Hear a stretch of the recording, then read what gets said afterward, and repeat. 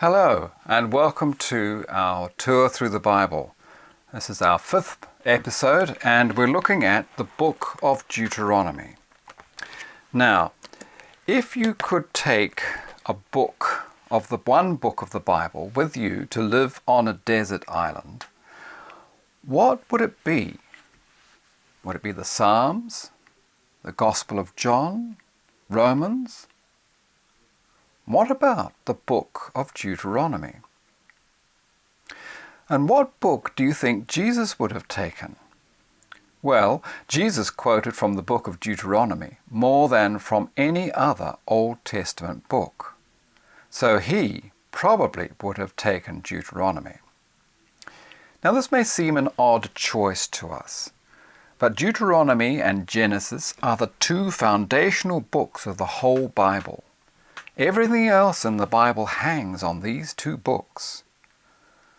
The book Deuteronomy is quoted 90 times in the New Testament. In the book of Deuteronomy, the character of God is revealed. But for the modern Christian, Deuteronomy can be a challenging book to read.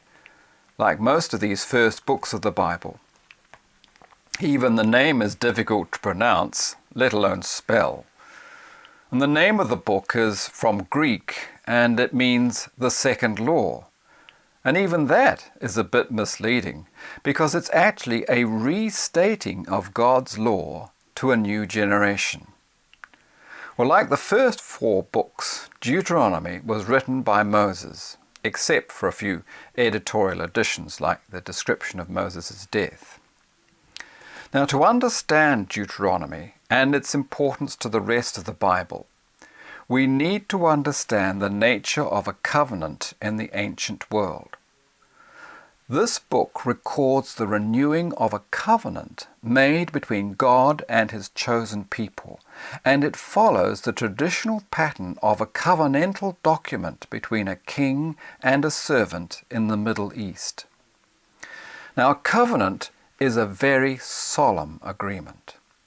In a covenant, the king sets out what the servant must do, and the servant promises to be loyal and do everything the king requires.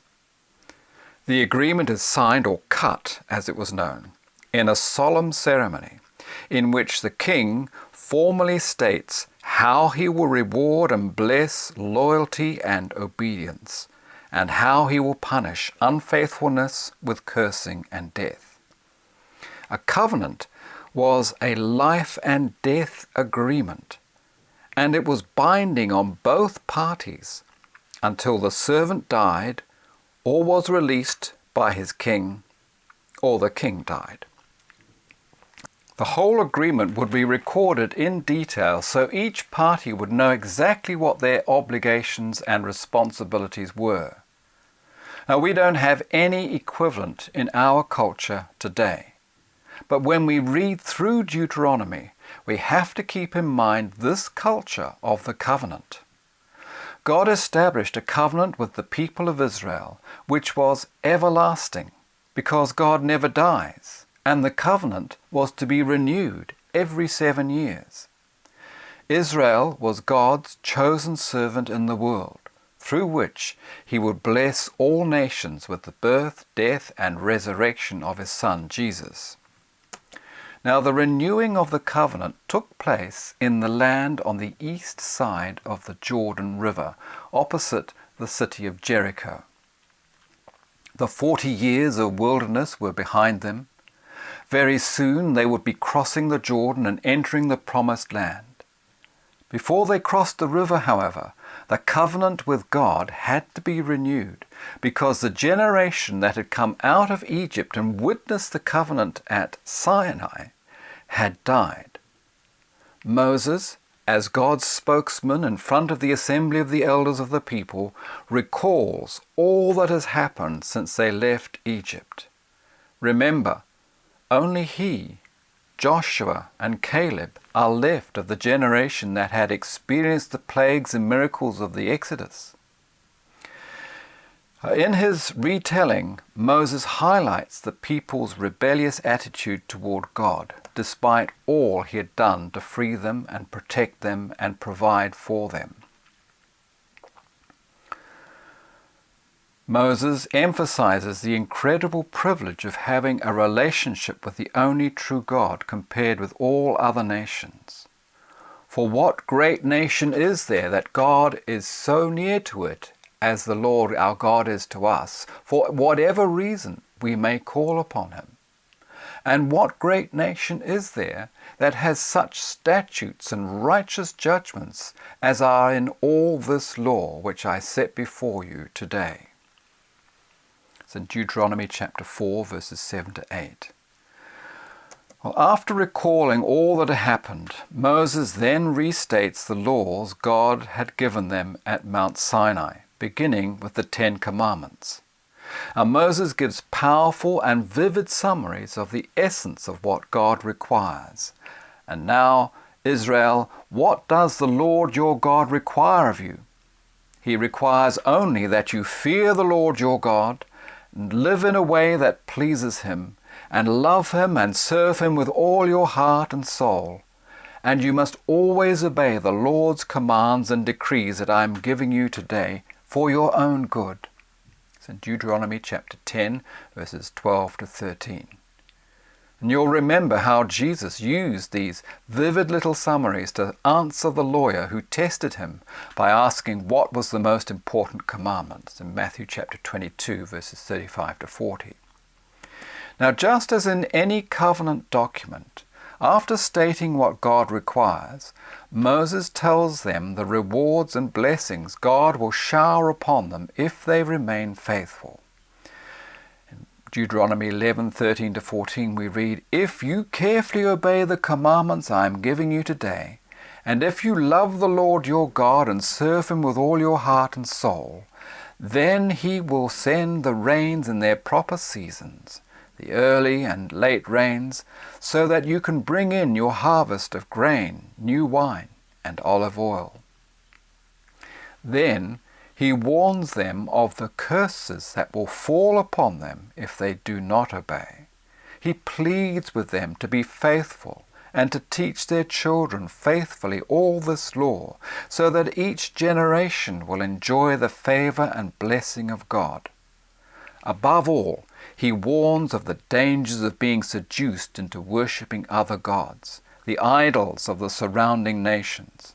He reminds them the law requires that they must execute anyone who encourages the people to worship other gods. Now, to many today, the punishments for breaking God's laws listed in Deuteronomy seem harsh.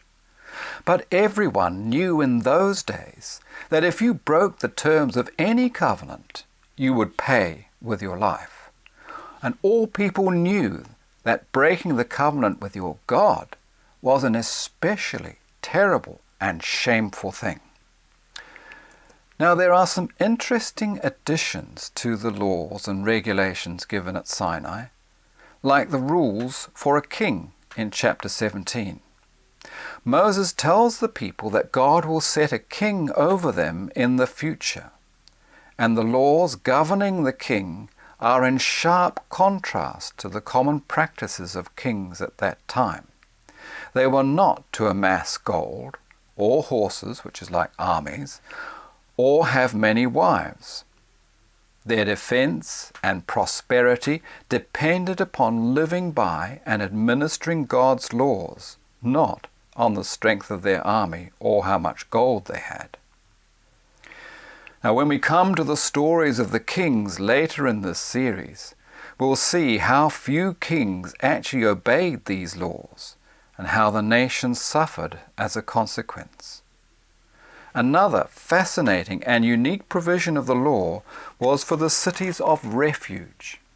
These are set out in chapter 19. If someone accidentally kills another, he could flee to one of the cities of refuge and would be protected there from revenge of the relatives of the deceased until his case was heard in a proper court of law. And there are many other practical provisions in the law which are laid out in chapters 21 through to 28, all of which were designed to create a harmonious, just, and God-fearing society, which was so different from the surrounding nations. The last part of the book contains a prophetic song Moses sang to the people, which foretells that Israel will break the covenant and will fall away and will suffer dreadfully because of their disobedience. Finally, after speaking a blessing over each of the 12 tribes and formally handing over the leadership to Joshua, Moses climbs up Mount Nebo. He sees the promised land in the distance and dies. As Deuteronomy 34:10 says, Moses was the greatest prophet Israel had ever known, but his greatness and importance was more than even the editor of Deuteronomy knew. Now, in the middle of the book, Moses gives a prophecy about the coming Messiah. In Deuteronomy chapter 18, verse 15, "The Lord your God will raise up for you a prophet like me from among your own brothers. You must listen to him." Which raises the question, how was Moses like Christ? Well, in the Bible, there are only two people who fulfill the offices of God-appointed leadership of prophet, priest, and king or ruler: Moses and Jesus. And there are other similarities as well between Moses and Jesus. Both were in danger of death in their childhood. Both were saviors and intercessors, and both were rejected by their own people.